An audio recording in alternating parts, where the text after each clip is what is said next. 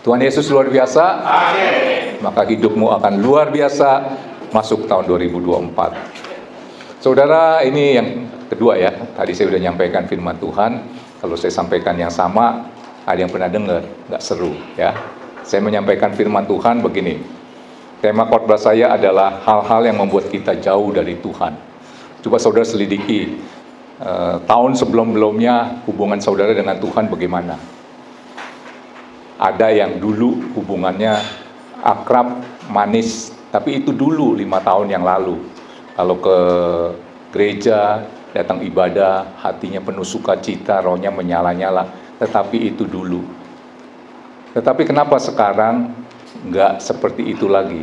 Ya, tema khotbah saya adalah hal-hal yang membuat kita jauh dari Tuhan. Kayaknya kalau ke gereja itu ogah-ogahan, tapi nyampe juga sih, ya. Ibadah juga sih. Nah, saya mau kembalikan rohmu yang menyala-nyala seperti dulu. Kasih mula-mula ya. Nah, kita harus mengerti dulu hal apa yang membuat kita jauh dari Tuhan.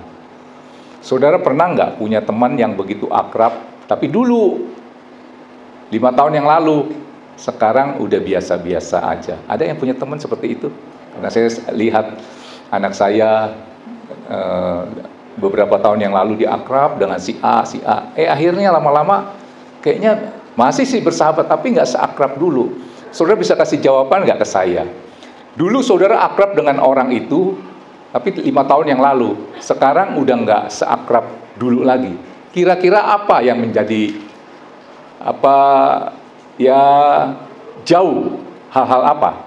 Jawab aja, salah juga nggak apa-apa. Komunikasi. Apalagi? Kecewa. Tadi siapa yang jawab kecewa? Betul, Bu. Saya sering lihat tadi persahabatannya begitu akrab, akhirnya jadi nggak akrab, kecewa. Contoh paling gampang, kalau saudara sering lihat di medsos, ya. Ini karena Pilpres nih, yang tadinya akrab, akhirnya sekarang jadi musuh. Ya contoh nih, ini contoh ya. Saudara tahu dong Denny Siregar dengan Ade Armando. Tadi teman akrab, Pak. Betul ya? Sekarang jadi apa, Pak? Jadi lawan. Dan Pak Denny bilang apa? Dia kecewa dengan Pak Jokowi ya, kalau nggak salah ya. Nah, jadi hal yang menghalangi kita dengan Tuhan juga kecewa. Saudara jujur sama diri sendiri dan sama Tuhan. Yang membuat kita jauh daripada Tuhan ada 2 hal ya. Pertama adalah kecewa. Apa itu kecewa? Tidak sesuai dengan harapan. Saudara pernah kecewa sama Tuhan? Doa udah 5 tahun kagak dijawab-jawab. Tetangga sebelah doa 1 bulan udah dijawab misalnya. Akhirnya saudara jadi kecewa. Nah, saya mau katakan 2 hal yang menyebabkan engkau jauh dari Tuhan. Pertama adalah kecewa. Kedua adalah tinggi hati. Saudara catat baik-baik. Kecewa itu kita menolak Tuhan. Tinggi hati kita ditolak Tuhan. Coba keluarkan ayatnya sebentar. Lukas 7 ayat 23. Kita kecewa sama Tuhan, kita menolak Tuhan. Ayo keluarkan. Lukas 7 ayat 23. Dan berbahagialah orang yang tidak menjadi kecewa dan menolak aku. Ternyata orang yang kecewa itu pasti dia menolak Tuhan. Kita kecewa, kita menolak Tuhan, kita tinggi hati, kita ditolak Tuhan. Sebab firman-Nya berkata, Allah menentang orang yang congkak, tetapi mengasihani orang yang rendah hati. Dulu saudara akrab dengan si A, akhirnya berjalannya waktu, akhirnya jadi jauh. Dulu akrab waktu 1 level. Dia diberkati, naik jabatannya, kita di sini merasa dia jauh dengan kita. Yang dulu akrab kita bilang, udah beda dia sekarang. Kenapa coba? Sombong sekarang, betul nggak? Jadi 2 hal ini nih. Coba saudara selidiki, yang punya teman yang dulu akrab, sekarang udah nggak lagi. Biasanya kecewa atau ada kesombongan. Udah nggak sama kayak dulu, udah sombong, betul kan ya? Nah ini. Nah saudara, hubungan kita dengan Tuhan tidak semanis dulu. Yang tadi saya katakan adalah 2 hal. Kita bahas satu-satu. Kecewa dulu ya. Kecewa, kita menolak Tuhan karena firman Tuhan berkata, dan berbahagialah orang yang tidak menjadi kecewa dan menolak aku. Jadi orang yang kecewa, yang biasanya mau doa kenceng, karena kecewa, doanya jadi asal-asalan. Yang dulu semangat melayani Tuhan dengan roh yang menyala-nyala, karena kecewa mungkin dengan hamba Tuhan atau gembala saudara, pelayanan saudara enggak menyala-nyala lagi. Karena kecewa, ya. Kita menolak Tuhan. Secara garis besar, hal yang membuat kita jauh daripada Tuhan, saudara perhatikan baik-baik, adalah persungutan. Kenapa bisa bersungut? Persungutan adalah akibat dari kecewa. Nah, sekarang saya mau mengkerucut ke yang kehidupan yang sehari-hari. Ternyata persungutan itu adalah dosa yang besar. Kenapa saya katakan persungutan itu dosa yang besar? Saudara bayangkan, bangsa Israel tidak bisa masuk ke tanah perjanjian, itu oleh karena apa? Persungutan. Di satu artikel saya lihat bahwa persungutan itu adalah dosa yang besar, menyebabkan bangsa Israel tidak bisa masuk ke tanah perjanjian. Ternyata persungutan itu dosa yang besar yang menghalangi saudara untuk bisa menerima janji Tuhan. Tangkap ini, ya. Kenapa kita bisa bersungut? Adalah karena kita kecewa, betul nggak? Saudara nggak mungkin ngomel karena saudara puas, saudara bahagia. Pasti saudara kecewa, makanya saudara bersungut. Nah, hari ini kita mau mempelajari bahayanya dari persungutan oleh karena kecewa. Saudara bisa bayangkan, tadi saya katakan bangsa besar, bangsa yang ditebus dengan Tuhan, dengan 10 tula, dengan 10 mujizat yang Tuhan nyatakan, akhirnya binasa oleh karena satu dosa, apa? Persungutan. Ya, coba kita keluarkan dulu, Bilangan 20, ayat 2 sampai 12. Cepat. Nah, ini cerita bangsa Israel nggak ketemu air. Saudara pernah nggak jadi marah sama Tuhan untuk hal yang kecil? 10 doamu Tuhan jawab, 1 Tuhan nggak jawab, saudara fokus di 1, akhirnya jadi kecewa.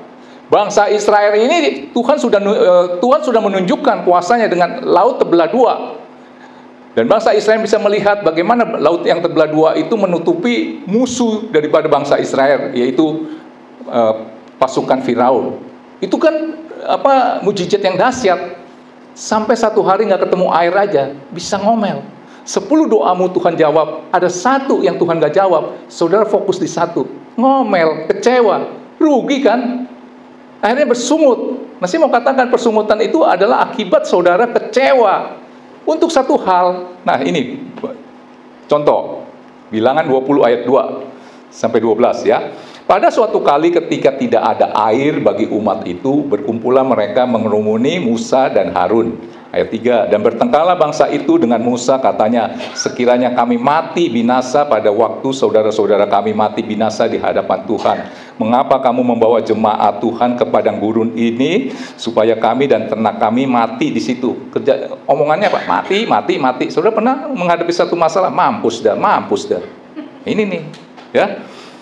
Mengapa kamu membawa jemaat Tuhan ke padang gurun ini supaya kami dan ternak kami mati di situ? Mengapa kamu memimpin kami keluar dari Mesir untuk membawa kami ke tempat celaka ini, yang bukan tempat menabur, tanpa pohon ara, anggur dan delima, bahkan air minum pun tidak ada? Urusan kecil nggak? Ya.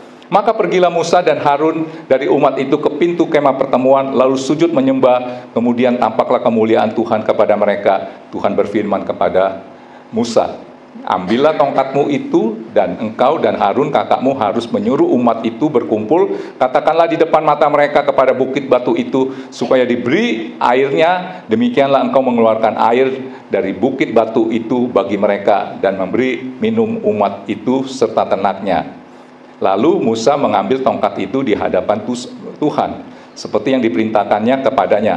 Ketika Musa dan Harun telah mengumpulkan jemaat itu di depan bukit batu itu, berkatalah ia kepada mereka, dengarkanlah kepadaku, hai orang-orang durhaka, apakah kami harus mengeluarkan air bagimu? Sesudah itu Musa mengangkat tangannya lalu memukul batu itu dengan tongkatnya 2 kali, maka keluarlah banyak air sehingga umat itu dan ternak mereka dapat minum. Ayat 12-nya tahan dulu. Ternyata Musa pun jadi bersungut karena dia kecewa dengan bangsa Israel yang tegar tengkuk. Akhirnya jadi marah, disuruh ngomong sama batu, bukit, malah dia pukul karena kesel, marah. Saudara tahu, Musa itu kan dahsyat luar biasa, sampai tidak bisa masuk ke tanah perjanjian, tidak bisa menerima berkat Tuhan. Anggaplah Musa itu pendeta besar yang udah melayani di mana-mana, tidak bisa masuk ke tanah perjanjian, tidak bisa menerima berkat Tuhan karena bersungut. Bersungut kenapa? Kecewa dengan bangsa Israel yang tegar tengkuk. Kalau pendeta nih istilahnya ya, kecewa dengan jemaatnya, jadi dia bersungut. Baca ayat 12. Udah ya 12. Nah, lihat. Musa bersungut karena kecewa dengan bangsa Israel yang tegar tengkuk. Tetapi Tuhan berfirman kepada Musa dan Harun, karena kamu tidak percaya kepadaku dan tidak menghormati kekudusanku di depan mata orang Israel, itulah sebabnya kamu tidak akan membawa jemaah ini masuk ke negeri yang kuberikan kepada mereka. Betapa bahayanya dosa persungutan. Udah nangkep? Sekarang kita cek. Hari ini tanggal berapa? Tanggal berapa? 14. Keluarkan dulu Mazmur 106 ayat 32 sampai 33. Musa pun tidak bisa masuk ke tanah perjanjian karena kecewa dengan bangsa Israel yang tegar tengkuk, yang kerjanya ngomel melulu. Akhirnya Musa pun ikut bersungut ngomel. Saya mau katakan persungutan itu bisa mentransfer ke orang lain loh. Istrimu bersungut bisa kena suaminya. Suaminya yang bersungut bisa kena ke istrinya. Percaya nggak ya? Coba kita baca Mazmur 106 ayat 32. Nih, cerita tentang Musa ya. Mereka menggusarkan dia dekat air. Menggusarkan Tuhan itu buat Tuhan kesel gitu ya.